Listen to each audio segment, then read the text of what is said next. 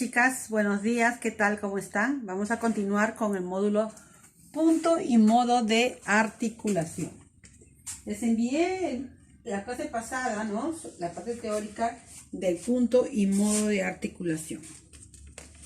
Siempre hay que tener en cuenta no solamente el punto y modo de articulación, sino también hay que tener en cuenta la acción de las cuerdas vocales, que también lo hemos visto en la parte 1.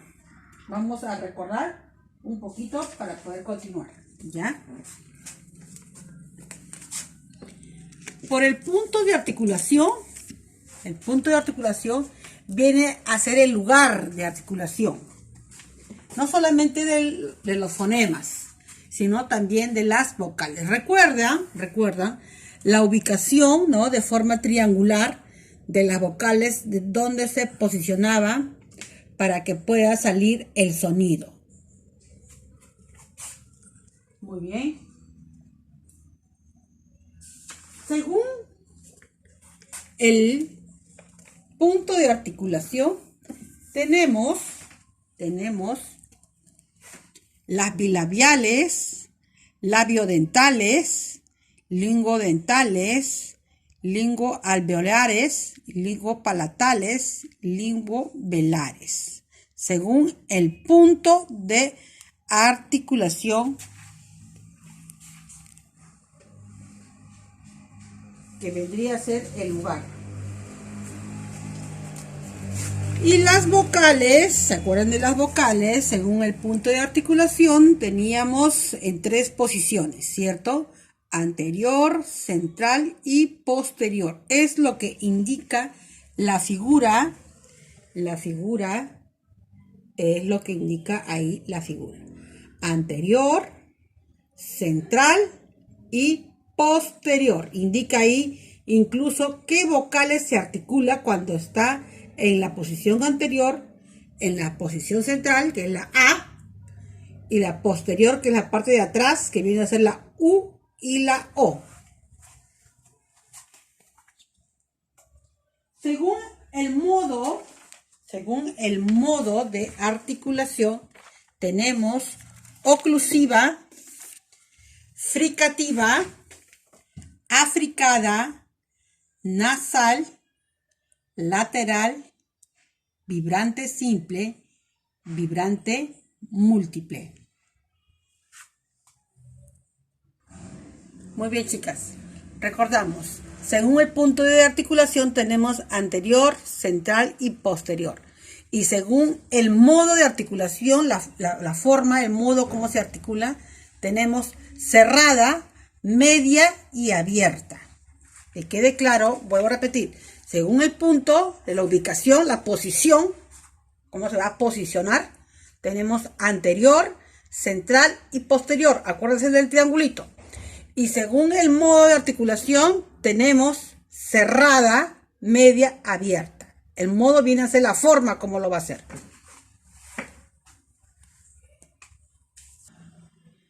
Consonantes. También se les envió anteriormente este cuadrito. Quiero que lo observen acá. Acá está mucho más claro. Estos son de los fonemas que nosotros hablamos acá en el Perú. Acá en el Perú hablamos. Está organizado de esa forma. Eso también estoy enviando para que ustedes lo tengan como referencia. Modo de articulación: oclusiva, fricativa, africada, nasal, lateral, vibrante simple, vibrante múltiple. Y según el punto de articulación teníamos bilabiales, labiodental, lingodental, lingoalveolar y lingopalatar y lingovelar, ¿no? Y teníamos sordos y sonoros, Y las vocales, miren acá, según el modo de articulación, cerrada, media y abierta. Según el punto de articulación, anterior, central y posterior. Este cuadrito está mucho más completo. En oclusiva tenemos, quiero que observen, oclusivas, la P, B, T, D, la G de gato. Fricativa F, S, X, que la X solo la utilizamos en la ortografía, acá casi no lo utilizamos en el Perú. Africada, la V y la C de casa, K. Nasal, N, ñ. Lateral, L, J, V. Vibrante simple, la R simple. Vibrante múltiple, la R vibrante. La doble R, la que llama. Luego tenemos los procesos de simplificación de la articulación del habla. Acá, por favor, esto es muy importante. Procesos de simplificación de la articulación del habla. Los procesos que afectan la estructura de la sílaba, los procesos de la sustitución y los procesos de la asimilación. Estos son los procesos que tú tienes que tener en cuenta para que puedas lograr la articulación que algún niño no pueda desarrollar o realizar. Vuelvo a repetir, procesos que afectan a la estructura de la sílaba, procesos de la sustitución, que sustituye con otro, y proceso de la asimilación, que viene a ser que ya lo reincorpora como parte de su lengua, o sea, se ha procesado mentalmente y ya lo tiene asimilado ese fonema. Ahorita les explico con más claridad.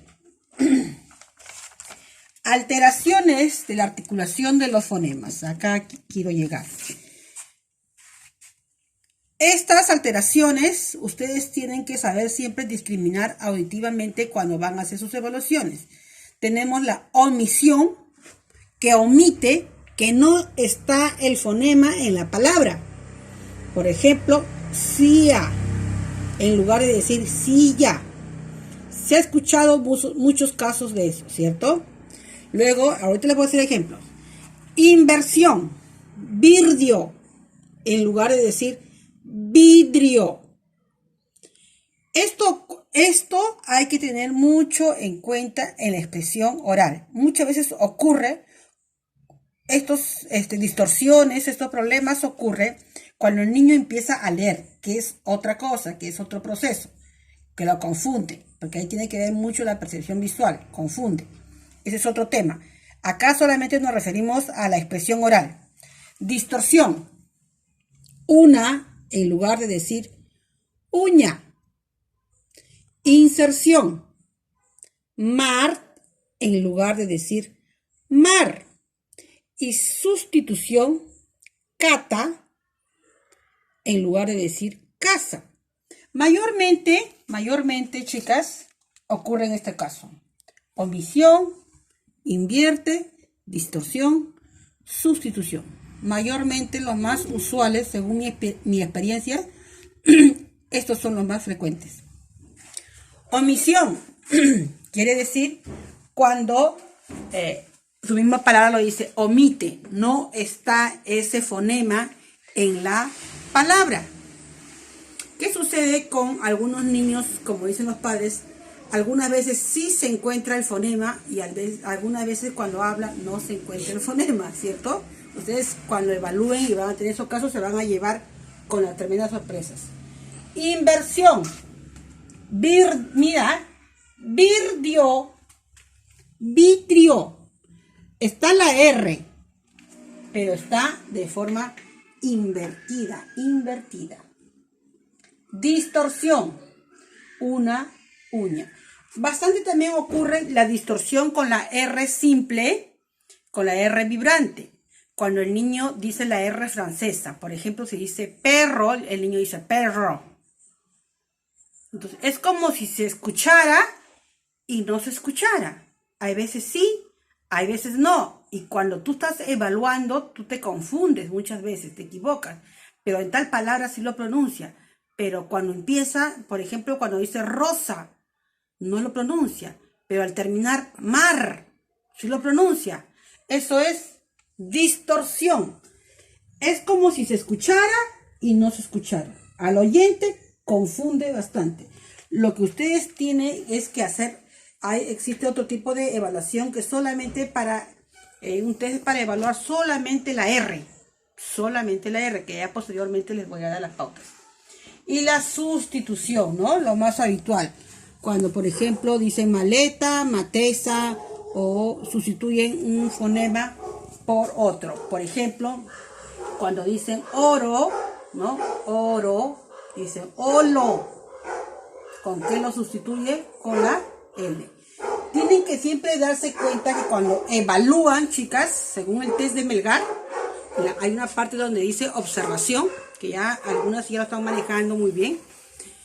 Tienes que poner ahí también, no solamente si articuló o no articuló bien el fonema, sino también tienes que poner esto. Si omite, si distorsiona, si sustituye o lo invierte. En las observaciones tú tienes que poner fonema, por ejemplo, R, omisión por L. Tienes que poner ese detalle para que tú puedas llevar y ejecutar tus sesiones de clase con tus pacientes. Muy bien, asimilación. Por ejemplo, acá dice teléfono en lugar de decir teléfono. Bodador en lugar de decir borrador. ¿Ves? ¿Se dan cuenta que ahí está sustituyendo por otro? Papo en lugar de decir pato. Libro en lugar de decir libro. Muy bien, hay que tener en cuenta eso. También hay que tener en cuenta, ¿no?, el trastorno del lenguaje y el trastorno del habla, la diferencia que hay entre lenguaje y habla. Porque muchas veces decimos, problema del lenguaje, problema de habla, pero no sabemos diferenciar. No sabemos diferenciar. Continuamos acá a ver qué nos dice la parte del lenguaje. El lenguaje es mucho más amplio. Se refiere a todo el sistema de expresión y recepción de la información. Observan ahí la figura que señala el cerebro. Tenemos dos áreas del lenguaje. El área Wernicke y el área Broca. Se está ubicada en qué hemisferio del cerebro está ubicado en el lado izquierdo. Entonces, cuando decimos que tiene un problema de lenguaje es porque ya tiene un problema mucho más complejo, no solamente de expresión, sino también de recepción, o sea, de entender y de comprender. A lo diferente que es el habla. El habla es el medio de comunicación oral, es el funcionamiento de los signos que conforman la lengua de sus relaciones. Entre ellos tenemos, por ejemplo, cuando están, tienen dificultades, ¿no?, o no han sido estimulados en la articulación, en la voz y la fluidez. Que quede bien claro eso, la diferencia. Luego, acá, por favor, acá, en cuanto a los, vamos a recordar, en el trastorno del habla y en el trastorno del lenguaje. En el trastorno del habla tenemos la producción de la voz, el ritmo y la fluidez. Acá está incluido lo que es la tartamudez. No solamente la tartamudez, sino los que hablan también muy rápido. Muy rápido. En cambio, en el lenguaje, ahí sí está incluido más lo que es la expresión y la comprensión. Niños que no comprenden cuando se les da un mensaje o una consigna, ¿no? Porque tiene otros tipos de problemas ya de la parte del cerebro, ya las tiene afectado, es mucho más complejo. No quiere decir que sea imposible de tratar, pero es mucho más complejo. Muy bien, chicas. Ahora vamos a continuar con la actividad. La actividad es la siguiente. Vas a realizar un cuadrito, mira, un cuadrito, con los casos que yo te voy a presentar y yo te voy a dar. Yo solamente he hecho 2, pero tú vas a agregar de todos los casos. Vas a poner el caso y vas a poner la observación. Si tiene dificultades, si es lenguaje o si es habla, según el punto y modo de articulación. Por ejemplo,